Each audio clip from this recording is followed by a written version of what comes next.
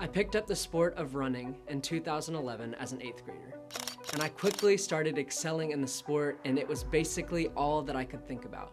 All I ever wanted to do was run, and I was already looking forward to running in college, and I had plans for that. But everything quickly changed when I started feeling this intense pain in my legs. Compartment syndrome is a disease in your legs that creates a lack of blood flow in your muscles, which makes your legs feel like dead weight. And all I saw was just freshmen taking off and running faster than I was, and I felt defeated. I felt like God had taken everything from me. Why would you take the thing that I'm most passionate about? 2 months later, I ended up having my surgery. And even after that surgery, I thought that things would go back to normal, but my legs would never be able to fully recover.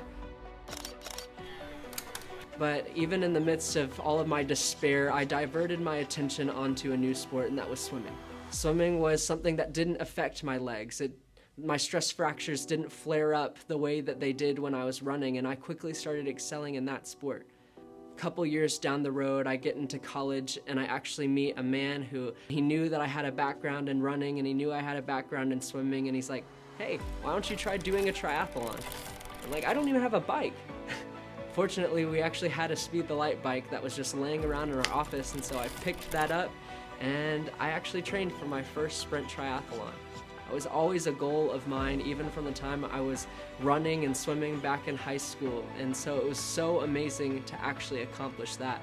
And I have all of this passion, and I felt like it was going to go to waste, but now I'm working towards something so big and exciting, and that's my first half Ironman. So my legs, they still feel fatigue, and they still get beaten down sometimes, and I know that my legs will never be the same. But I wouldn't change any of the things that I went through, because at the core of who I am, I know that the essence of Benjamin is never going to be the same, in the best way possible.